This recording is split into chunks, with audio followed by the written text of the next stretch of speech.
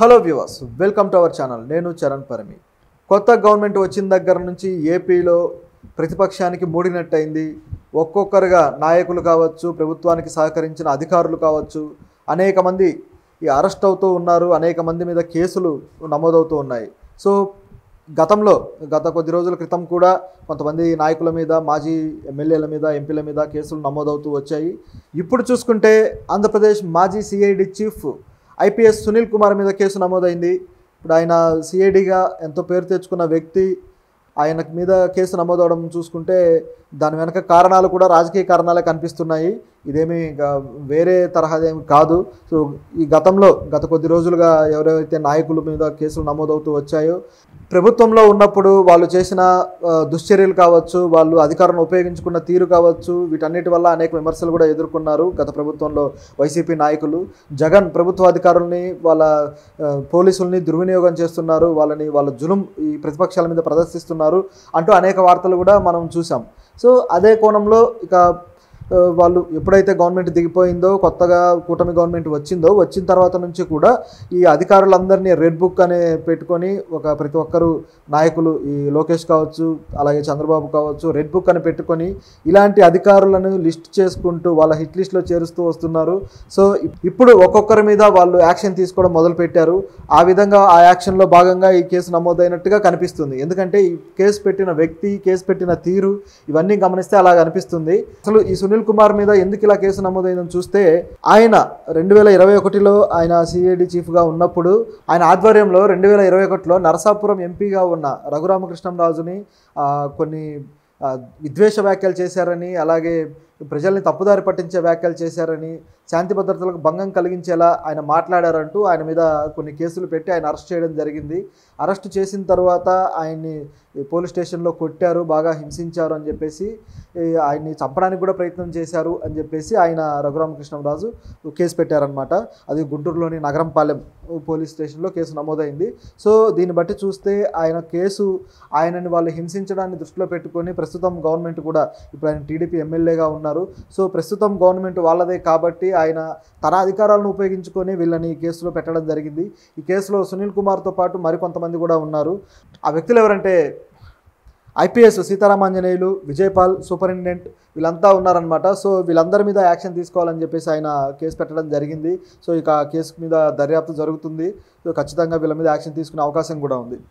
ఎందుకంటే ఇలాంటి కేసులు ఎదుర్కోవాల్సి వస్తుంది అనే భయంతో జగన్కి బాగా సపోర్ట్ చేసిన నాయకులు, ఈ ప్రభుత్వ అధికారులు ఎవరైతే ఉన్నారో వాళ్ళు ఎప్పుడైతే కూటమి ప్రభుత్వం వచ్చిందో ఆ వచ్చినప్పటి నుంచి కూడా వాళ్ళు రాజీనామాలు చేస్తూ వచ్చారు. సో అలా రాజీనామా చేసిన వాళ్ళు కూడా చూస్తే ఏపీపీఎస్సీ చైర్మన్ గౌతమ్ సవాంగ్, అలాగే ఐపీఎస్ అధికారి ప్రవీణ్ ప్రకాష్, అట్లాగే assembly secretary general Ramacharyulu, so వీళ్ళంతా రాజీనామాలు చేశారనమాట.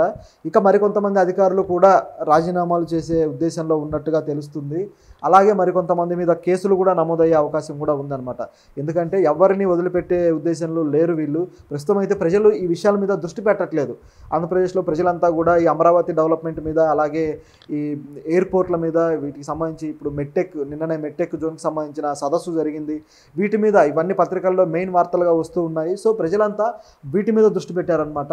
సో ఈ విషయాలన్నీ తప్పిపోతున్నాయి, అంటే సైడ్గా వెళ్ళిపోతున్నాయి అనమాట. ఎవరో పట్టించుకోకుండా వాళ్ళ ఐసైట్ నుంచి తప్పిపోతున్నాయి. ఒకవేళ ప్రజలు దృష్టి పెడితే మాత్రం ఇవన్నీ వివాదాలుగా మారే అవకాశం కూడా లేకపోలేదు.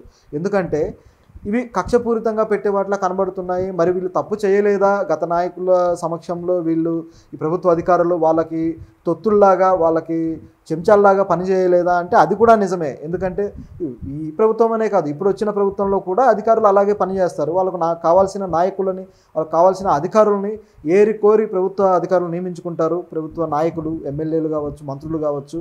సో వాళ్ళు నియమించుకున్న ప్రకారం వాళ్ళు పనిచేస్తారనమాట. సో ఏరి కోరి తెచ్చుకున్నప్పుడు వాళ్ళ ఆధ్వర్యంలో వాళ్ళ ఇష్ట ప్రకారం పనిచేయాల్సిన పరిస్థితి ఉంటుంది. కాబట్టి ఆ అధికారులు తెలిసే అధికార దుర్వినియోగం చేయడం మొదలు పెడతారు. ఐఏఎస్లు కావచ్చు, ఐపీఎస్లు కావచ్చు, వీళ్ళంతా కూడా. అంటే అందరూ కాదు, కొద్దిమంది. ఇప్పుడు ఎవరైతే వాళ్ళు స్వలాభాలకి లేదా వాళ్ళ ప్రలోభాలకి లొంగుతారో వాళ్ళు చేసే పనులు అనమాట. ఇట్లా లొంగితే జరిగేదే ప్రజాస్వామ్యంలో కలిగే నష్టం. సో ఇట్లా అధికారులకు లొంగి ఎవరైతే ఉన్నారో అధికారులు, వాళ్ళ మీద ఇప్పుడు కేసులు నమోదవుతూ వస్తున్నాయి. గతంలో కూడా చూసాము. వైఎస్ఆర్ గవర్నమెంట్లో ఉన్నప్పుడు కూడా కొంతమంది ఐఏఎస్లు, ఐపీఎస్లు చేసిన అక్రమాలకి వాళ్ళు కేసులు నమోదవడము. అలాగే గతంలో చంద్రబాబు ప్రభుత్వంలో ఆయన చేసిన యాక్టివిటీస్లో ఎవరైతే అధికారులు పాల్గొన్నారో వాళ్ళ మీద కూడా కేసులు నమోదవడం మనం చూసాం. ఇది కూడా ఆ కోవలోకి చెందిందే. అయితే సునీల్ కుమార్ ఇప్పుడు పూర్తిగా ఆ కేసులో ఇరుక్కొని ఏమన్నా శిక్షలు ఎదుర్కోవాల్సి ఉంటుందా అంటే చెప్పలేము.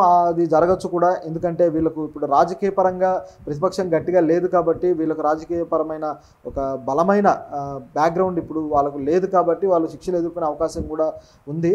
నిజానికి సునీల్ కుమార్ గతంలో కూడా ఇప్పుడు జగన్ ప్రభుత్వంలో ఆయన కొన్ని వ్యాఖ్యలు చేసి అప్పుడే ఆయన విమర్శలు ఎదుర్కొన్నారు. సో ఆ విమర్శలతో పాటు ఇప్పుడు ఆయన మీద కేసు నమోదైంది. నిజానికి ఆయన మంచి రచయిత. ఆయన పర్సనల్గా ఆయన లైఫ్ చూసుకుంటే చాలా మంచి రచయిత. ఒక దళితవాదం మీద చాలా అద్భుతమైన కథలు రాసిన వ్యక్తి.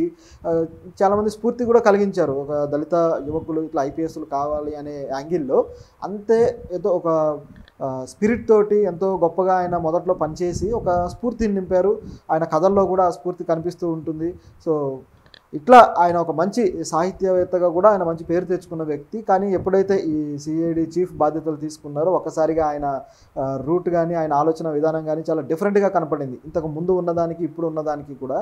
సో ఆ డిఫరెన్స్ అనేది ఆయన ఎవరైతే ఆయన అనుసరిస్తారో, ఆయన అనుచరులు, అనుయాయులు ఎవరైతే ఉన్నారో, ఆయన ఇన్స్పిరేషన్గా తీసుకునే వాళ్ళు వాళ్ళకు కూడా అది ఇబ్బందికరంగానే అనిపించింది.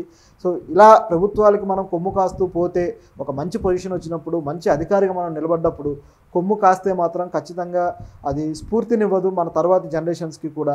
సో ఇలా ఒక నెగిటివ్ మార్కింగ్ ఈరోజు వేసుకున్నట్టయింది. ఒకవేళ శిక్ష పడితే మరింతగా ఆయన నెగిటివ్గా కనిపించే అవకాశం కూడా లేకపోలేదు. అయితే ఇప్పుడు రాజీనామా చేసిన అధికారుల పరిస్థితి ఏంటి? ఇప్పుడు గౌతమ్ సవాంగ్ కావచ్చు, అలాగే ఐపీఎస్ ప్రవీణ్ ప్రకాష్ కావచ్చు, ఇప్పుడు వీళ్ళంతా రాజీనామాలు చేశారు.